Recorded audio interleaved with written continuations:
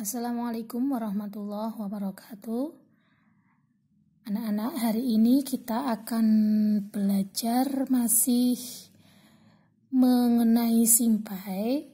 Silahkan kalian yang mempunyai simpai di rumah diamati simpainya. Kalau tidak, silahkan bisa browsing di internet untuk mengetahui bagaimana bentuk simpai.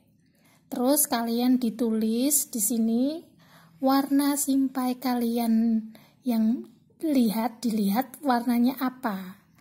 Biasanya kalau simpainya berasal dari rotan akan berwarna coklat, dan kalau yang berasal dari plastik maka simpainya warnanya akan warna-warni merah, kuning, hijau, biru dan sebagainya. Kalian tulis di sini warnanya apa. Terus bentuknya sudah pasti, bentuk simpai itu adalah berbentuk lingkaran, tengah-tengahnya ada lubangnya. Terus permukaan simpai sudah pasti halus, karena ini biar aman untuk melakukan kegiatan yang diinginkan, baik itu untuk permainan maupun olahraga. Kemudian kalian tulis kegunaan simpai. Kalau dari bacaan kemarin kita membaca tentang simpai, bahwasanya yang dinamakan kegunaan simpai itu adalah untuk permainan dan untuk olahraga. Kemudian di kolom bawah kita itu disuruh mencari benda-benda yang bentuknya menyerupai simpai. Di sekitarmu ada apa saja. Misalkan di sekitarmu ada ban sepeda. Ban sepeda itu bentuknya lingkaran, tengahnya ada lubangnya. Terus guru kasih contoh lagi. Benda di sekitarmu itu ada yang namanya kue donat. Kue donat juga berbentuknya seperti simpai, yaitu berbentuk lingkaran dan tengahnya ada lubangnya. Kemudian gelang. Kalian bisa memberi contoh lainnya seperti cincin, ada karet gelang, dan lain-lain. Silahkan kalian tulis di sini menurut hasil pengamatan kalian. Kemudian pembelajaran selanjutnya adalah kita disuruh belajar menulis dengan tulisan tegak bersambung. Tegak bersambung ini ditujukan untuk menjawab pertanyaan atas teks yang kita baca terlebih dahulu.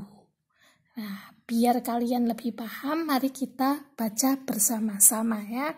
Kita di sini itu disuruh menebak nama sebuah benda yang ada di samping teks berwarna biru ini. Mari kita baca bersama-sama.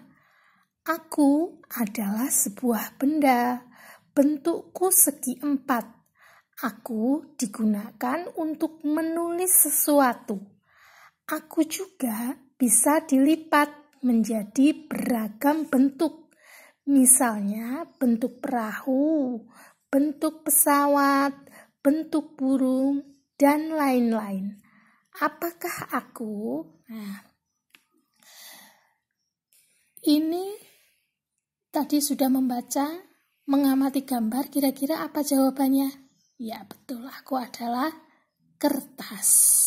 Nah, terus kita sekarang disuruh ayo menulis, belajar menulis, namun tidak menulis seperti biasa. Kita menulisnya adalah dengan menggunakan huruf tegak bersambung.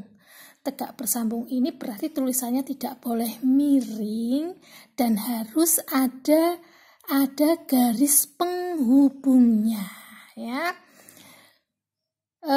Pertama kita belajar menulis secara singkat, nanti lama-kelamaan sampai ke sini itu bentuk kalimatnya lebih panjang. Kalau kamu mau mencoba, pasti bisa, jangan bilang sulit dulu ya. Kalau kalian berlatih terus pasti bisa. Sebelum kita menulis huruf tegak bersambung, alangkah baiknya kita membuat garis bantu. Kalau di buku kalian itu ada titik-titiknya 2, mari kita buat garis dulu untuk membentuk biar hurufnya itu rata dan jaraknya itu beraturan. Di atas titik-titik kurang lebih setengah senti kita buat garis. Dibuat garis ya dari kiri ke kanan. Di setiap atas titik-titik kita ukur setengah senti dari kiri ke kanan, membuat garis. Begitu juga untuk nomor 2, nomor 3, nomor 4. Dibuat garis bantu agar kita mudah menulisnya dan kita bisa membedakan mana huruf yang ditulis dengan huruf kapital, mana yang huruf kecil. Nanti juga akan menentukan jenis-jenis hurufnya, mana sih huruf yang harus 2 garis penuh, terus mana sih huruf yang hanya memanfaatkan 1 garis. Jadi tulisannya kelihatan lurus dan rapi. Ya, itu fungsi garis. Mengapa di huruf tegak bersambung ini harus ada garisnya? Untuk kerapian dan untuk menjaga agar tulisannya lurus antara atas dan bawah. Nah, ayo kita bahas nomor 1. Benda apakah yang dimaksud? Tadi sudah dijawab bahwa benda yang dimaksud adalah kertas.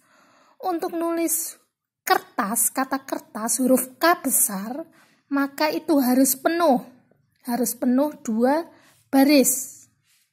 Karena hurufnya kapital K besar. Terus untuk huruf kecil-kecil seperti ini, itu cukup 1 kolom. Cukup 1 kolom. Ya, tidak boleh lalu kecuali huruf T. Huruf T agak ke atas sedikit, tapi jangan penuh seperti huruf K, tidak. Untuk membedakan untuk T, D itu adalah agak di atas garis tapi cuma sedikit. Kemudian untuk yang selain huruf kapital yang hurufnya penuh seperti kertas, terus A, ini A besar bentuknya seperti ini. Kalau dalam huruf gak bersambung itu harus penuh. Itu juga K kecil, B kecil, ya, itu untuk huruf-huruf yang harus penuh. Terus huruf L juga harus penuh mengenai garis di atasnya. Huruf K juga harus penuh mengenai garis di atasnya. Kemudian untuk membuat huruf P, huruf Y, huruf G itu tidak boleh menulis di atas garis. Harus melewati garis yang harus di bawah garis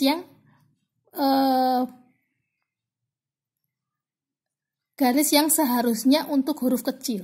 Seperti itu ya anak-anak. Nah, silahkan kalian jawab pertanyaannya dengan menggunakan huruf bersambung seperti ini. Insya Allah kalau kalian mau mencoba, pasti bisa. Oke, selamat mencoba.